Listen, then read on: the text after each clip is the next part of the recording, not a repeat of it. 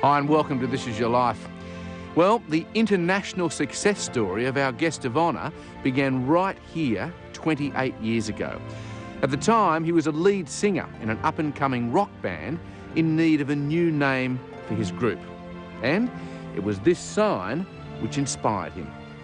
Today, with two other founding members, he's reformed the group and is performing all over the country. And that's where we're going to surprise him. On stage, in front of 1,000 screaming fans. So, let's get him. Thank you very much, folks. You've been great. It's good to be back. Keep this spirit going.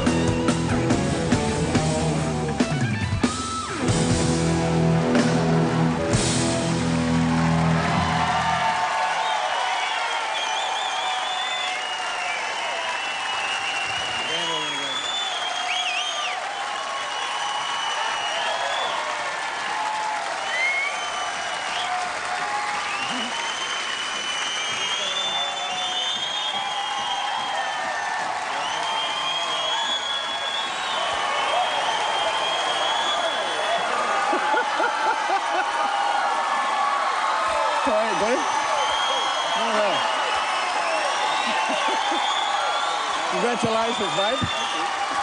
Glenn Shorrock, this is your life.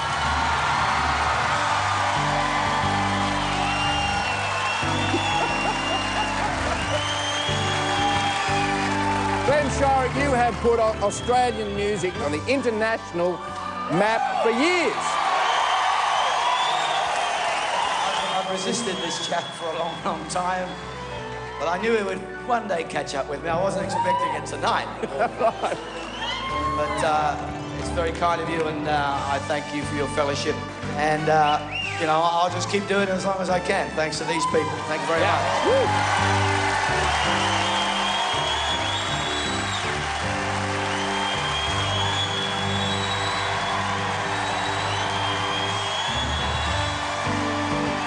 Ladies and gentlemen, Glenn Shorrock.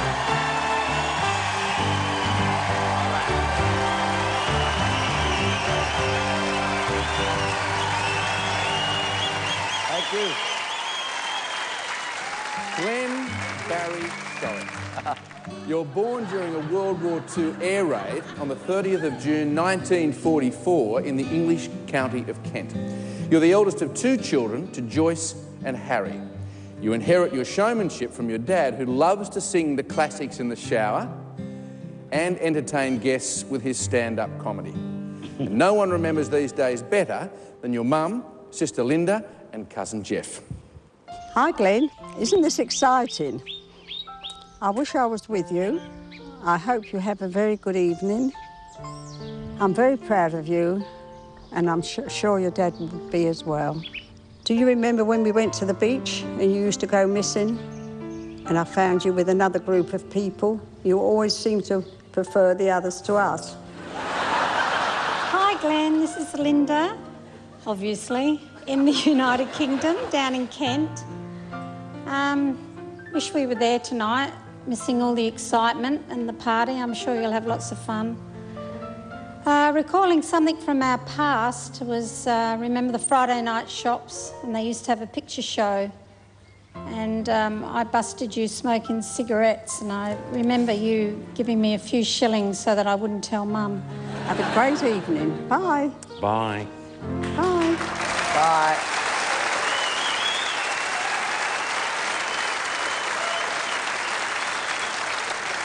Glenn, in 1954, when you were 10, the family migrate from Kent to Adelaide as 10-pound poms before moving to the working-class migrant district of Elizabeth. And all just as the Elvis fever is hitting the world, huh? Mm-hmm. And you were swept along with it? Absolutely, yes. Well, he was the first sort of... I was always into film stars and stuff like that, but this guy had film star looks, and he had this music that was just captivated me and swept me along. And I'm a child of rock and roll. I really am. I love it. Well, at 16, you leave school to begin work as a council draftsman. But when the Beatles take the world by storm, your passion for music is really ignited. You form your own vocal group called the Checkmates, before changing your name to the Twilights. The band is an instant hit and earns the reputation as Australia's answer to the Beatles. Within 18 months, you're topping the charts with 4 major songs, including your first #1 hit, Needle in a Haystack.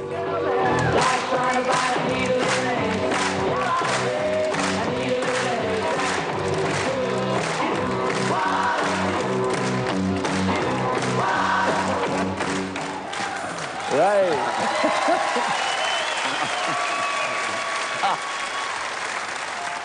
In 1966, the Twilights enter and win the inaugural Hoadley's National Battle of the Sounds. First prize is a trip to London and the opportunity to crack the big time. Ladies and gentlemen, the Twilights join us now.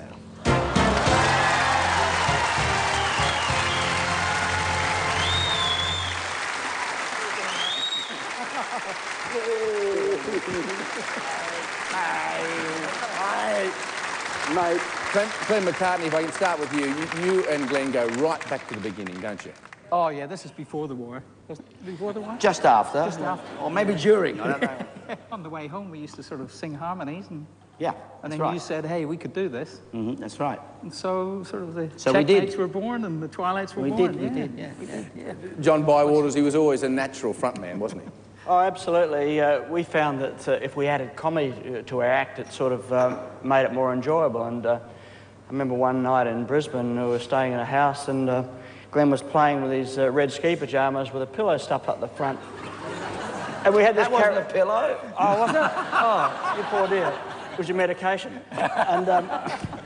And this character called Super Droop was born, which we used in our stage act, you know. I think we've got vision. Glenn. There it is.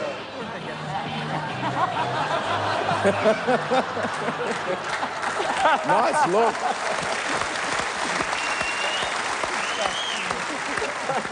Peter Brydock, he was always out to shock people, wasn't he?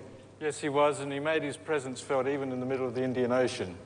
I can remember the Castel Felice put on a fancy dress ball. This is on the way to London. That's right, somewhere between Sydney and Southampton.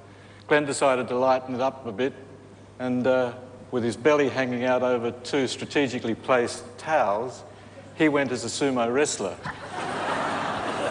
Have you got the... we have those very towels with us. We'd like a demo. We want to see it again. You've kept them all these years. All these years. Wash them. Yeah, no. They're clean now. Fellas, thanks very much for coming in. Appreciate it. Thank you, mate. Thank you. And after the break, Glenn Shorrock and the Twilights cross paths with their heroes, the Beatles.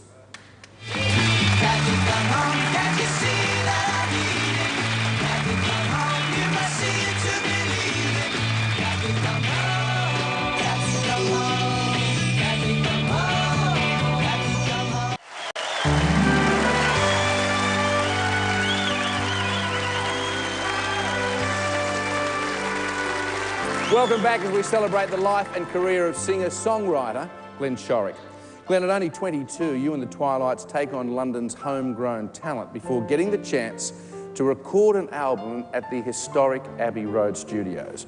And you cannot believe your luck when you're told you're working that night in the next-door studio to the Beatles themselves, who are recording Penny Lane. What a thrill, huh? That was fantastic. Yeah. It's amazing. You return to Australia and at 23 marry sweetheart Sue Doran. And it's now the Twilights are approached to pilot their own TV sitcom based on the same idea in the US using the group The Monkees. But the weekly series never makes it onto television. And by 1969, because the band's popularity is waning, you all decide to break up. You're now forced to take a job as someone who books bands, and it's Gary Spry who gets you that job. Hey,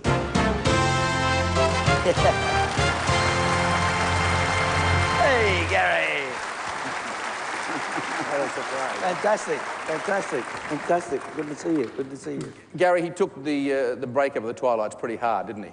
Yes, he was very depressed about it, and he came to see me as his former manager, and I was running an agency called Ambo, which was a very big agency, and I suggested he try his hand at management. And Glenn, as a manager, makes a damn good singer. I agree. But he, you know, unfortunately he persisted and he made the best of himself, and the rest is rock and roll history. Sure is, sure is. Gary, thank you. But he's important. Yeah, absolutely. Thanks, Gary. Down. Please. Down, Glenn. Glenn, after that brief stint promoting and managing, Brian Cadd approaches you to join him in a new group called Axiom. You released 2 monumental hits, Arkansas Grass and the classic, A Little Ray of Sunshine. A little ray of sunshine has come into the world. A little ray of sunshine in the shape of a girl. We have Brian Cadd live in our Sydney studios. Brian, you guys shared a lot of the good times, but you also shared a lot of the hard times, didn't you?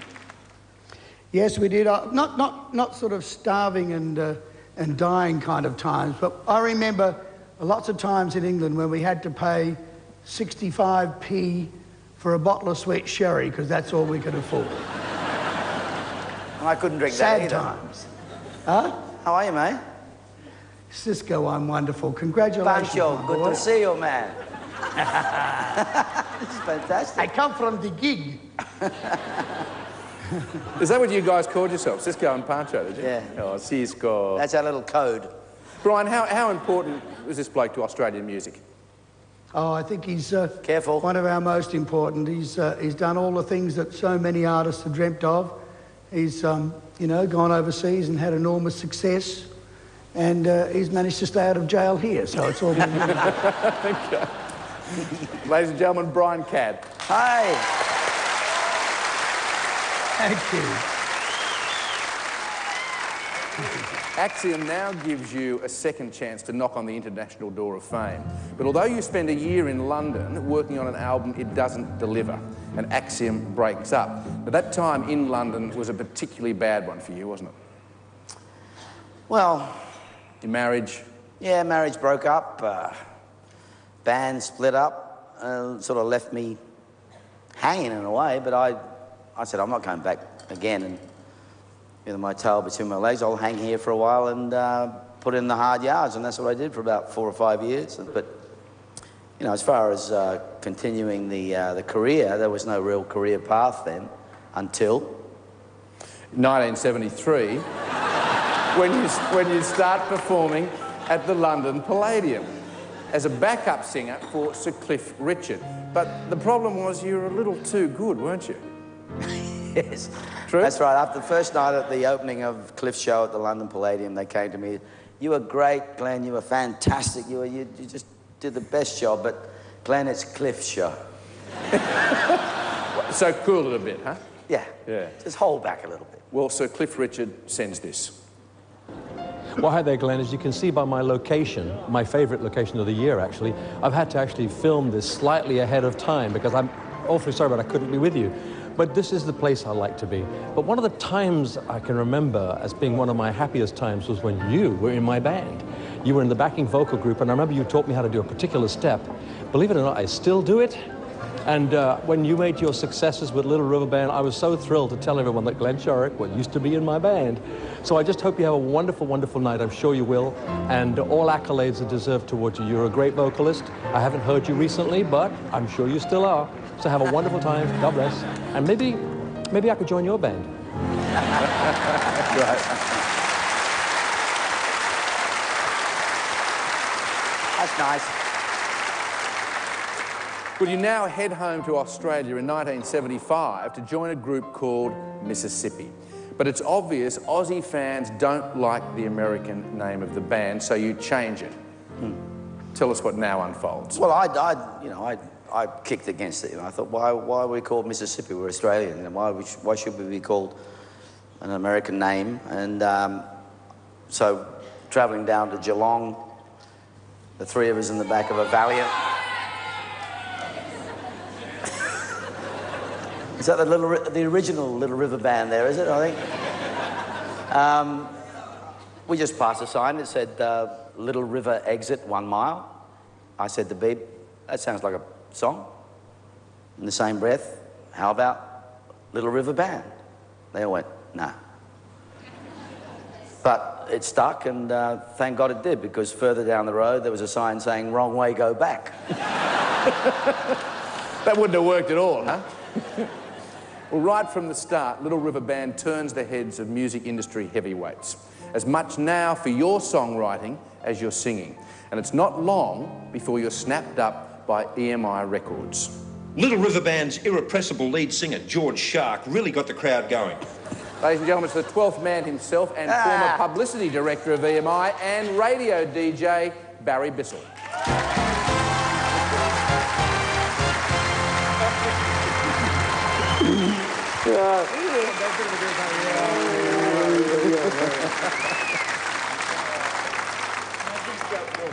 How are you, Billy? Oh, he's a ham. Isn't he a ham? Glenn, it's the early 80s when tragedy strikes. When doctors diagnose you with male pattern baldness. Must have been tough times, Glenn. Matt, how did I go? Oh, very well, Billy. Thank you very much. Who is George Shark? George Shark, some buffhead. I think it's one of the early gigs, LRB gigs in America, and some buffhead, I think, from the Boston Bugle or something. Spokane Bugle. Spokane Bugle did a review that actually said, irrepressible lead singer and Troy Donahue lookalike, George Shark, really got the crowd going. We decided that this guy didn't see the gig. He must have rung up somebody, and in America, you see, the name Shorrock is Shark. So this guy's got it completely wrong, and he's a dropkick. And but the name has stuck. I called him George Shark from that day onwards, or Sharky, and it's a nickname that hung in there. Even his wife can be heard yelling from one end of the house, George! Mind you, she can be heard yelling most of the time. And Barry, you met Glenn through Billy, true? Yeah, and I discovered that although he's a great singer, he's not much of a sailor, despite the lyrics of some of his songs. We had remember the nasty experience on Port Phillip Bay? Oh, yes. With the catamaran? First time we took a catamaran out. We forgot the plugs. Oh, we forgot the plugs, but also you said to me, keep your eye on the Big Pink Vic, the hotel. He said, so we'll know where to head back. Melbourne produced one of his classic cool changes. Can't see the shoreline, let alone the Pink Vic, and we're heading for Tasmania in the shipping lanes, and I my life was in your hands and it was all over. Time for a cool change. I think that's where it came from. But you got back there. Yeah, that's because obviously. That's because the albatross and the whales, Glenn, they're your brothers. They're your brothers. Billy, Barry, thanks very much.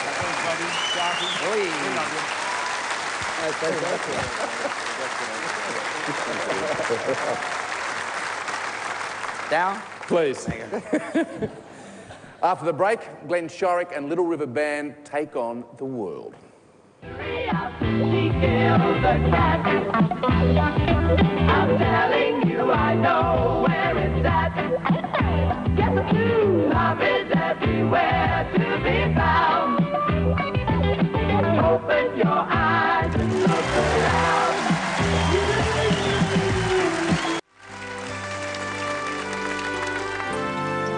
Welcome back to the life and times of Glenn Shorrock. Glenn, by 1976, Little River Band has had 3 singles in the top of the Australian charts. But it's in the US where your popularity is really soaring. 6 of your singles make the US top 10.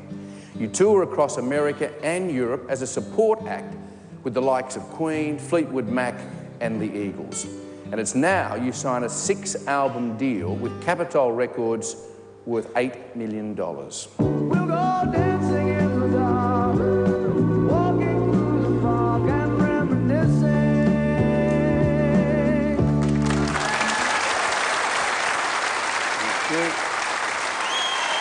Thank you.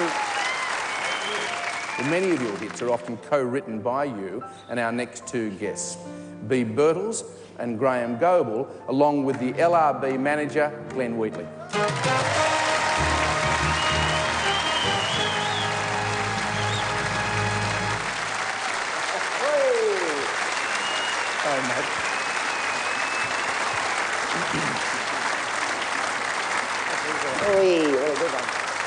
A good one. BB's a lot more than a lead singer, isn't he? Yeah, he is. He's very forgetful, as we heard tonight. And he had a habit of losing sunglasses on the road. I'd always have, you know, the latest pair of sunglasses for the road, and he'd go through about 20 pairs in one tour. And Glenn might be great on stage, Graham. Yeah, but they say he's really ordinary behind the wheel of a car. Huh? Very ordinary, yeah. I remember one time we were running late for a plane in America, and Glenn said, I'll get you there on time, and he just raced off. We got to a red light, he screeched to a halt and went halfway through the intersection, put the car into reverse and then returned back to the line, waiting for it to turn green, slammed his foot down, he was still in reverse, and went straight back about 60 feet. There's no car behind us. He didn't hit anyone? Didn't hit anybody, luckily. And as LRB manager, how much did you have to keep an eye on him? Well, I mean, there's many a story. I spent most of my life with Glenn Shorrock on the road. There's many a road story, but there's one that comes to mind. We were in the middle of an American tour. It was a late night. We had to get onto the buses the next day because we had all these tour buses, and you have to be there at 7 o'clock in the morning. You know what's coming, don't you? Yep. And we get on the bus at 7 o'clock after a heavy night, and there's no Shorrock. And the band are a bit sort of going, hang on, we've got to get to the next gig. We've got Fargo, North Dakota coming up.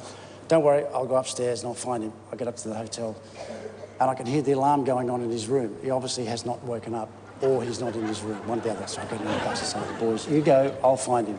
I'm sitting in my room at 11 o'clock that morning. He rushes in. Oh, have I? What have I? Are they? He's panicked. They've gone, well, yes, you have slept in. Yes, you have missed the bus. And yes, the band really crapped with you. we end up getting this. The good news was they were on an 8-hour bus trip to Fargo. We had a plane trip at 3 o'clock in the afternoon, so we had a cheesy shard over lunch, and we got there before they did. Before they did. And my punishment was I had to do publicity for the next 3 weeks. That's right. Was it? Fellas, thanks for coming along. Thank you. Cheers.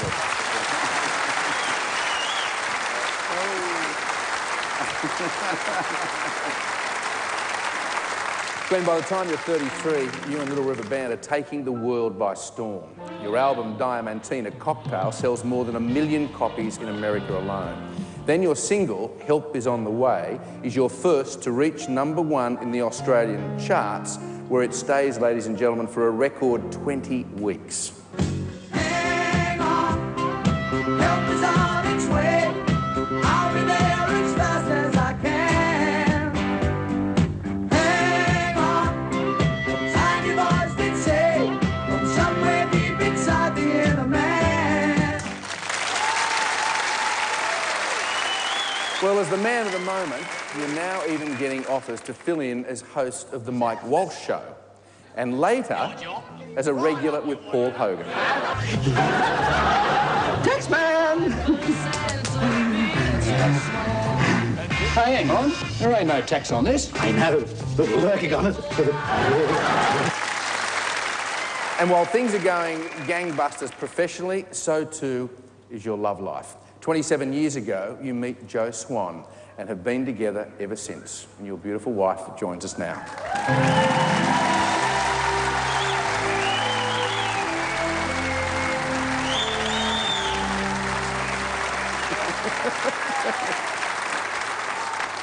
Wow. And Jo, when you first met Glenn, you really weren't that interested. Is that true? No, I wasn't. Still not. Why? It was all a big mistake. Body language. Body language. I only had eyes for the guitarist in the Twilights, actually, Terry Britton. But Yes. This is during the Twilights. I went as a schoolgirl to the Honey's Battle of the Bands. I was only 2 when I went. And then met a number of years later, huh? No, yeah, long time later, yeah. But no, I loved Terry Britton, but I'm glad I chose Glenn.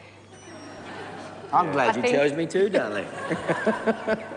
No, we've had, a lot of time together. It's been fantastic, and she's my partner. Yeah, yeah. Jo, please take a seat. Thanks, please.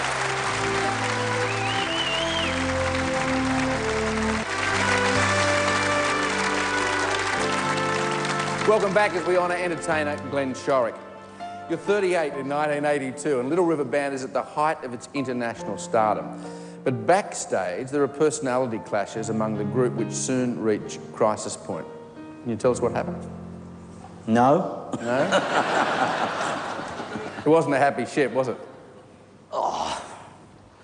And is anything, you know, I mean, nothing's ever perfect. It's and nothing lasts forever. It's a roller coaster ride, you know, and we went through a lot together and we got a lot together, and, you know, these guys are part of my life, and they changed my life a lot, but everybody here changed my life, and to me that's the way it should be. But you never close the doors and you never hold grudges, and here I am again, and we're doing performing it again. with them again. Yep. Yeah. Well, after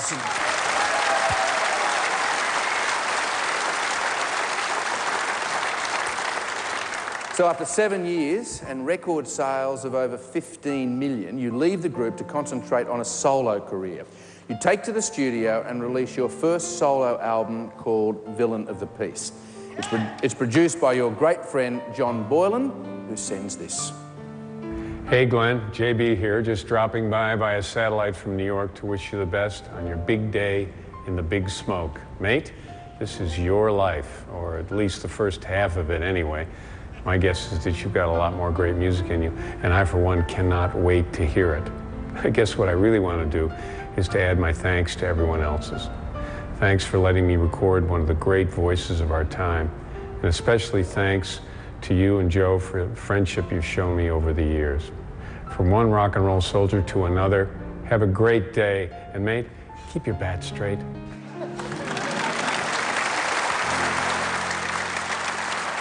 Now, while the solo album receives industry acclaim, it doesn't translate into sales.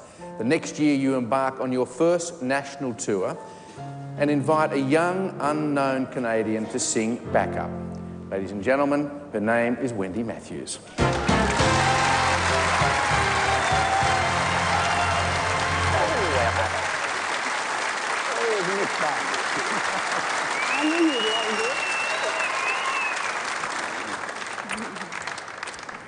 Now, Wendy, you came to Australia for Glenn for a 6-week stint. Absolutely. And you're still here, right? Yeah, absolutely. I was the guest who didn't leave. The first time I met Glenn, I was 18 or 19. And my partner at the time had this decrepit Volkswagen Beetle jalopy that had to be push-started. I pushed, he started. And what happened? we went to this huge concert at the Greek Theatre. It was just massive. And I met Glenn for the first time.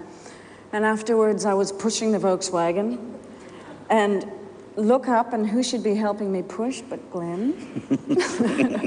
We ran to catch up with it and jumped in, and he asked us to drive him back to the hotel instead of the limo. He's one of the most wonderful, down-to-earth people I've met in life and in the industry, which is really saying something. And I used to look so forward to Glenn and Joe's visits to Los Angeles, and a few years later he asked me to come here and do a tour. And again, I was the guest who didn't leave. I lived in their house for many months. And Glenn introduced me to a lot of musicians, and here we are. And I'll be forever grateful to you for that. My pleasure, my dear. You are a great singer and a wonderful talent. Beautiful. Thanks, Wendy. Thank you.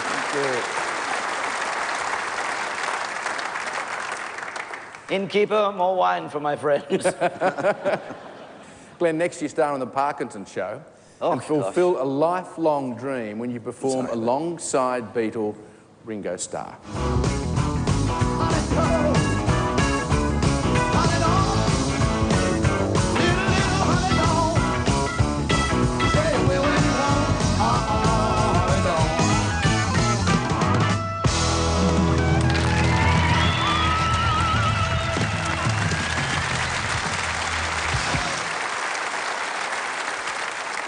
In 1985, you purchased Where's Ringo?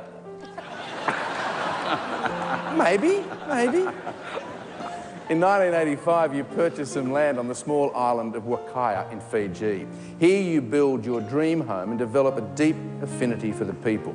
The following year, you star in the triumphant production called One for the Money. Well, that's one for the money, two for the show, three to get ready, no, go, cat, go. It's the director, Graham Blundell, and one of your backup singers, Danielle Gay.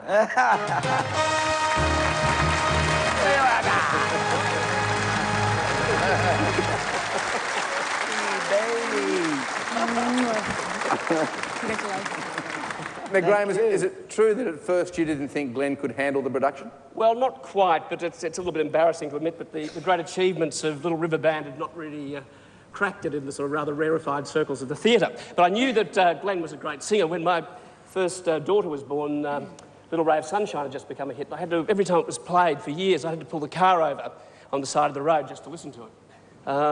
But what I wasn't expecting with Glenn was that he would turn out to be the most extraordinary actor, a renowned impressionist, a great stand-up comedian, and an extraordinary ad-libber. There's one ad-lib that still sticks. You might remember this. Go on. Glenn would sort of... you finish a big number and he'd say, well, look, you know, you're on the road and people think, you know, every night it's all sex, drugs and rock and roll. There are some nights when you just can't get any. Never forgotten that. Danielle, how did you like working with Glenn? Well, I owe everything to you, because if it wasn't for you, I wouldn't be singing today. He gave me my first gig after being a judge on Star Search when I was 18. Yep. And I toured around with Glenn for 3 years, doing different shows, and had so much fun with him, you know, personally, and also singing with him every night, because he's such an incredible singer.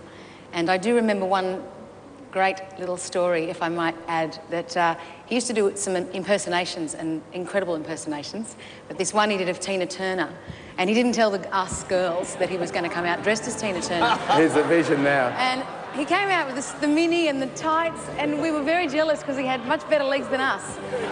Take a look. Whoa! Very leg, sexy. baby. And there's one on the other side as well. Cut me off the knees and call me a tripod. Danielle That Graham. was in the show. Of course Danielle it was. Graham, thanks very much. Thank you very much. Thanks for coming in. Appreciate it. Thanks, Graham. Wonderful to come down. Thank you.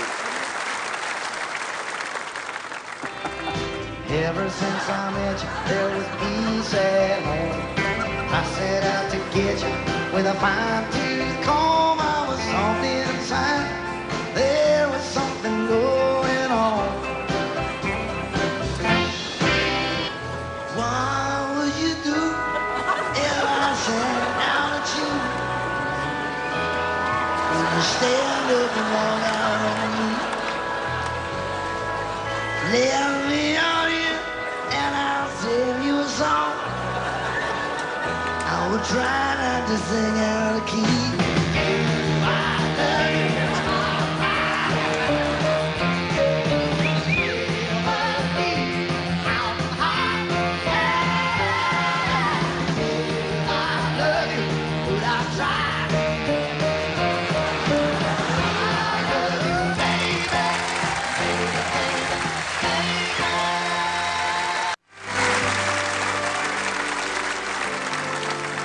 Welcome back to the life of one of Australia's most successful singer-songwriters, Glenn Shorrock.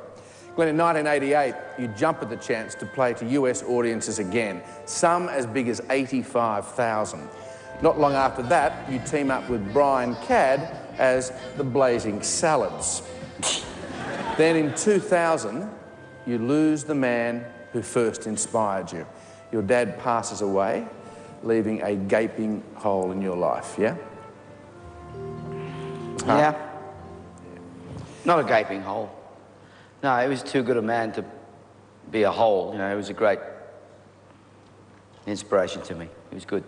And really, it was through him where it all started. Is that fair to say? Yeah, you're looking at Harry right now, you know.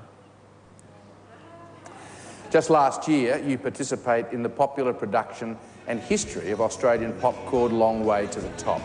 You tour with most of this country's great rock legends, some of whom are here to pay tribute to you tonight. Oh no. Ladies and gentlemen, would you please welcome Billy Thorpe, Little Paddy and Doug Parkinson.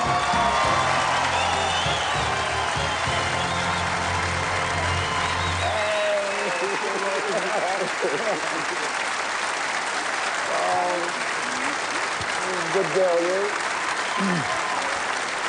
You good man, you.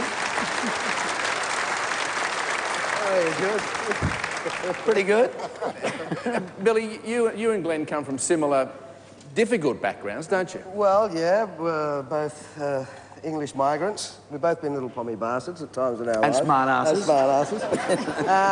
Yeah, we have. I mean, we're very similar people. Glenn's music has been a part of my life. I mean, I was a huge Twilight fan. I saw their last gig. We did gigs together in the States. I mean, he's just a funny man. He's got if you only knew, you know. He's a joy to be around. He's a real joy to be around. It's great to see this whole thing happening again with LRB. And it's great to see you doing it, mate. You're wonderful. Thank you, Bill. Thank you. I love you. Thank you. And of course, is it true, Paddy, that Glenn's always had a pretty big crush on you, hasn't he? He's never told me himself, Mike, but almost every day in the long way to the top. So many people have told me, but great admiration and respect for each other, I hope.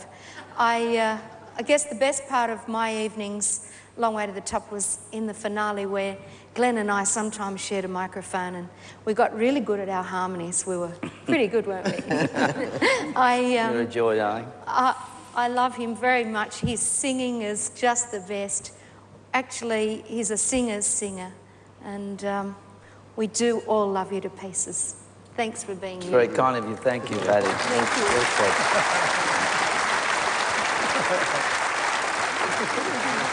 Tonight? I just want to say that all the things that my friends here have said about Glenn are true. He is becoming a better singer day by day. After 35 years since I've known him, he is becoming a better singer every day. He's a wonderful, wonderful singer. Yeah. Thanks, Doug. Thanks. Billy, Paddy, Doug, thanks very much. Thank you. Thank you. Lovely. Thank you, Bill. It's lovely of you, darling.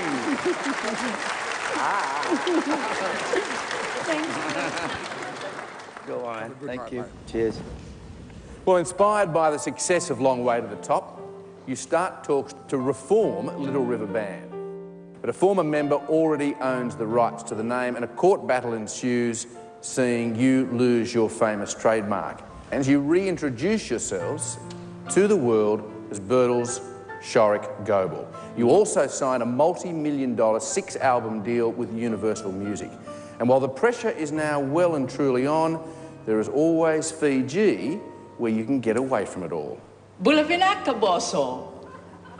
It's the caretaker of your former Fijian property and dear friend, Finau Bogatini. I need a drink.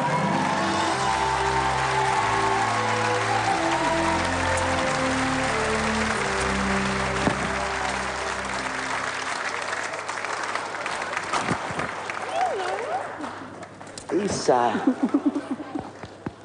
Gosh, what a surprise. You've lost weight. Here.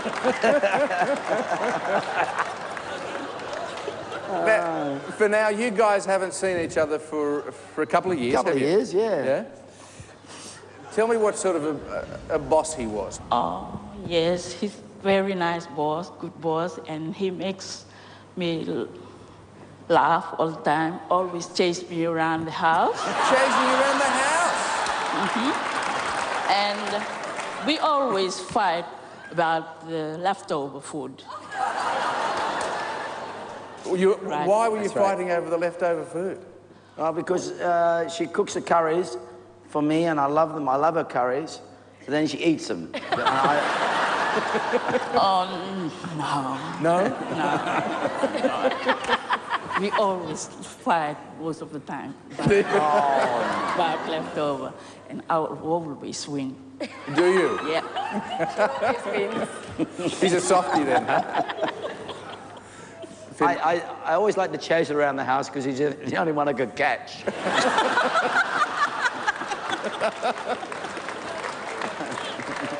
He's a very naughty boy. I love you, darling. For now, thank you for coming in. Thank you. Okay. All right. Good. down, sit down.